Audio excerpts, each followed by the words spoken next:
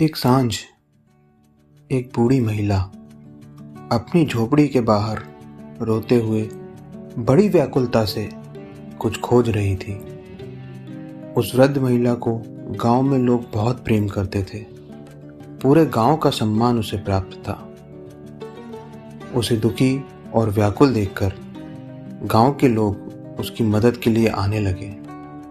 किसी ने पूछा, अम्मा क्या हुआ, क्या ढूंढ रही हो? अम्मा ने कहा, मेरी सुई खो गई है। कुछ लोग मन ही मन हंसे कि इतनी छोटी सी चीज 2 पैसे में दूसरी आ जाएगी, उसके लिए इतना व्याकुल क्यों होना। लेकिन क्योंकि अम्मा का बहुत सम्मान करते थे, इसलिए किसी ने अपनी यह हंसी जाहिर नहीं की और अम्मा के साथ ढूंढते रहे। कुछ देर बाद एक युवती ने कहा, अम्मा मैं आपको दूसरी सुई ला देती हूँ। आखिर एक सुई का मोल ही क्या, इतनी सी चीज के खो जाने से आप रोती क्यों हो? अम्मा बोली, नहीं बेटी, वो सुई मुझे बहुत प्रिय थी, मैं उसे ऐसे नहीं छोड़ सकती। काफी समय बीत गया लेकिन सुई ना मिली। तब एक समझदार युवक ने पूछा, अम्मा आखिरी बार सुई कहाँ देखी थी?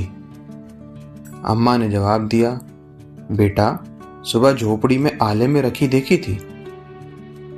लोगों ने अपना सिर पीट लिया।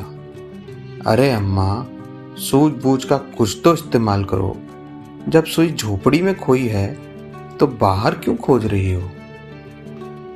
प्रिय अंतरयात्रियों, अम्मा ने जो जवाब दिया वो इतना गहरा था कि उसकी समझ आपके पूरे जीवन में क्रांति ला सकती है। अम्मा बोली, बेटा तुम सब भी तो वही कर रहे हो।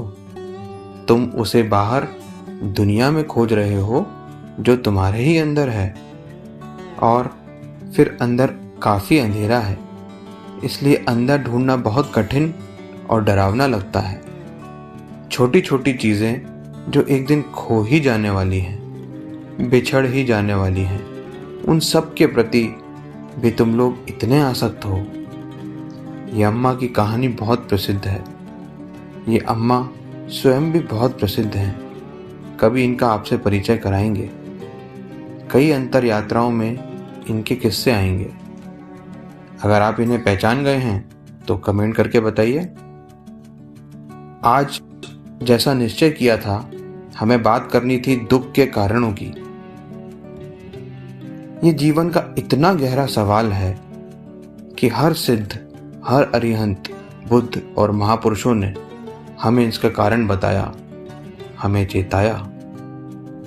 किसी ने कहा दुख का कारण है तृष्णा, किसी ने कहा कषाय, किसी ने कहा क्लेश, किसी ने अविद्या, किसी ने आसक्ति, किसी ने अचेतना और बेहोशी बताया।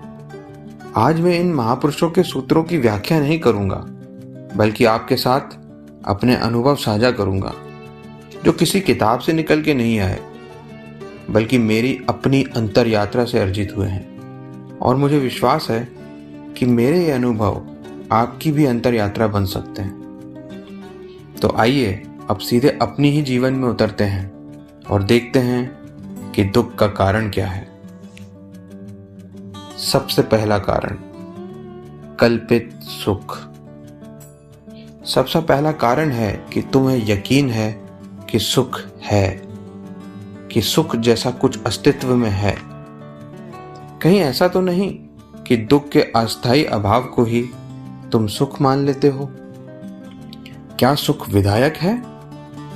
क्या ये एब्सोल्यूट है, या सिर्फ दुख के अभाव, दुख के एब्सेंस को तुम सुख मान लेते हो?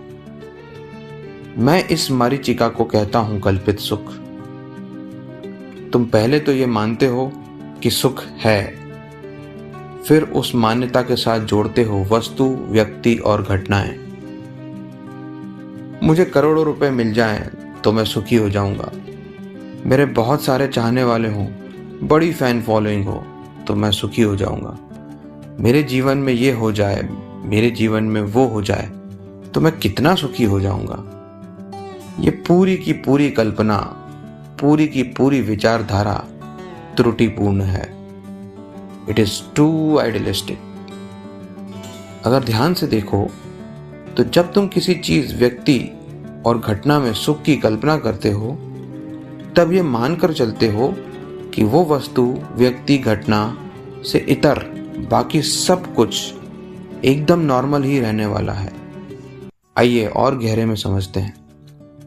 जब तुम कल्पना करते हो कि बस ये कार मिल जाए तो मजा आ जाएगा, तब क्या तुम ये सोचते हो कि जब वो कार मिलेगी कहीं ऐसा तो नहीं कि मेरे हाथ पैर काम करने योग्य ही ना बचे?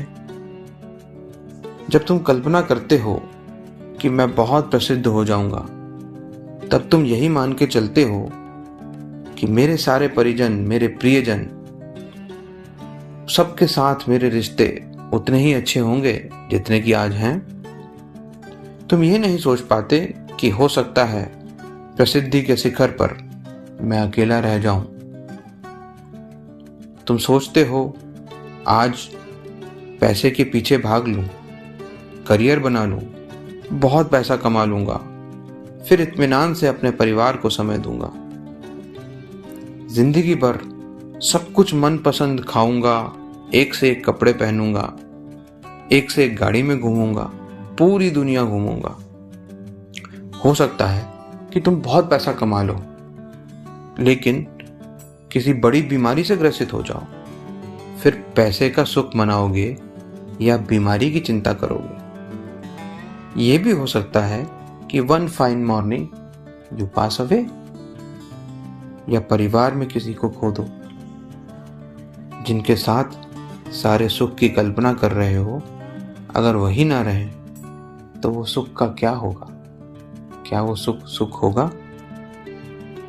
तुम्हारा पूरा कल्पना जगत एक शेख चिल्ली की कल्पना मात्र है, एक तरफा है, वन डायमेंशनल है, जिसमें तुम पूरी तरह से किसी इच्छित वस्तु, व्यक्ति के होने या घटना के घटने की कल्पना से इतने मंत्रमुग्ध होते हो कि उसके साथ होने या घटने वाली अनंत अवांछित वस्तुओं, व्यक्तियों और घटनाओं को अनदेखा कर देते हो। बुद्ध कहते हैं कि दुख का कारण है तृष्णा। तृष्णा का अर्थ है इच्छा। यहां इच्छा का अर्थ बहुत गहरा है। इच्छा सिर्फ कुछ मनचाहा पाने की नहीं, बल्कि अनचाहे से छुटकारे की भी। मैं अमीर बन जाऊं, मेरी गरीबी दूर हो जाए, दोनों ही तृष्णा है।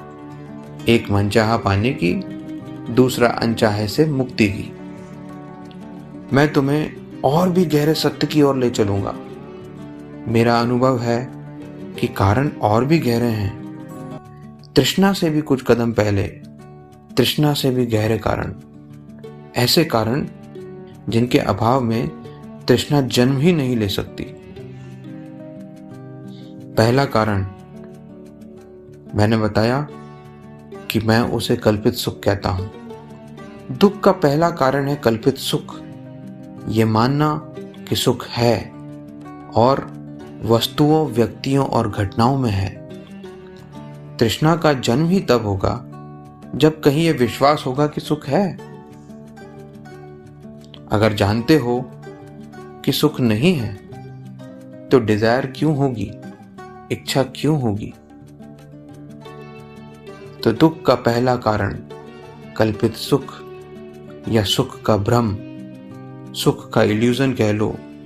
ये मानना कि सुख है और फिर उसे वस्तुओं, व्यक्तियों की प्राप्ति या घटनाओं के घटने से जोड़ना, उनमें खोजना।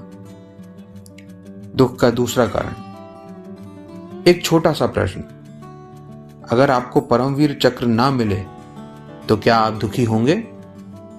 शायद नहीं, लेकिन एक सैनिक के लिए शायद हाँ। क्यों? दो व्यक्ति, सेम परिणाम, लेकिन एक दुखी, एक नहीं। फर्क कहां है? आइए जानते हैं। दुख का दूसरा कारण है अधिकार बोध। भावना कि मैं इस वस्तु, व्यक्ति, घटना का अधिकारी हूं, एंटाइटल्ड हूं, डिजर्व करता हूं, मैं उसके लिए उपयुक्त हूं। ये जो डिजर्व करने वाली भावना है कि मैं इस वस्तु, व्यक्ति, परिस्थिति, घटना के लिए योग्य हूं, अधिकारी हूं, उपयुक्त हूं, ये जन्म देती है दुख के तीसरे कारण, आसक्ति या भय को। जिस चीज की तुम्हें चाह है उसको पाने की आसक्ति, जो चीज तुम्हारे पास है वो छूट ना जाए उसका डर, बेचैनी। परमवीर चक्र ना मिलने से तुम क्यों दुखी नहीं होते?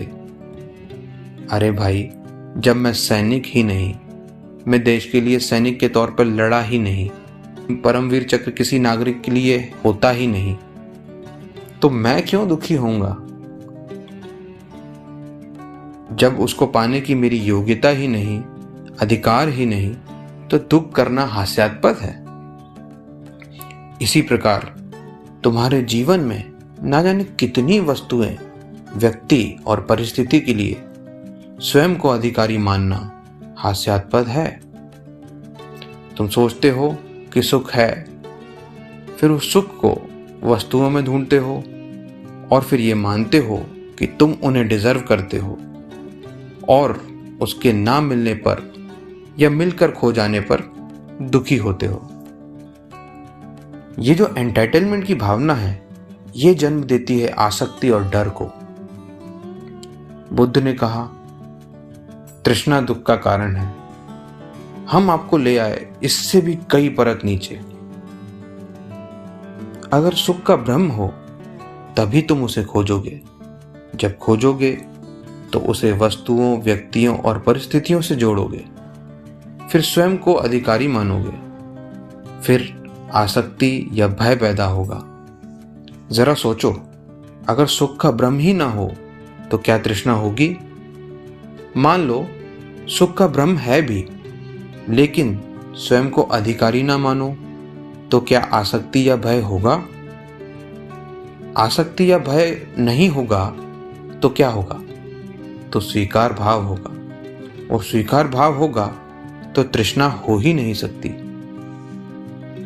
अगली अंतर यात्रा में आपको इससे भी और गहरे ले जाने वाला हूं और बताने वाला हूं दुख का उद्गम, दुख की गंगोत्री। साथ ही बात करेंगे दुख के चौथे कारण की, नियंत्रण की माया, सेंस ऑफ कंट्रोल, चौथा कारण। हमने ये अंतर यात्रा शुरू की थी एक कहानी से। उस कहानी की सीख हमारी कई अंतर यात्राओं में काम आएगी। ये कहानी 3 गहरी प्रेरणाएं देती है। ये प्रेरणाएं हमें आगे की अंतर यात्रा में बहुत काम आने वाली हैं। अगर आपको पता है वो कौन सी 3 सीखें हैं तो कमेंट सेक्शन में बताइए। ये अंतर यात्रा है माया से बचने की। ये अंतर यात्रा है भ्रम से स्पष्टता की। ये अंतर यात्रा है आसक्ति से मुक्ति की। यह अंतर यात्रा है भय के अंत की। यह अंतर यात्रा है शाश्वत ध्रुव हो जाने की। मैं बहुत कृतज्ञ हूं कि मेरी अंतर यात्रा में आप सहभागी बने। कुछ मित्रों के प्रश्न आए हैं, तो अगली अंतर यात्रा में हम उन प्रश्नों पर बात करेंगे, उनका समाधान देंगे, या हम बात कर सकते हैं दुख के उद्गम की। अगर आप जानते हैं दुख का उद्गम क्या है तो कमेंट करें।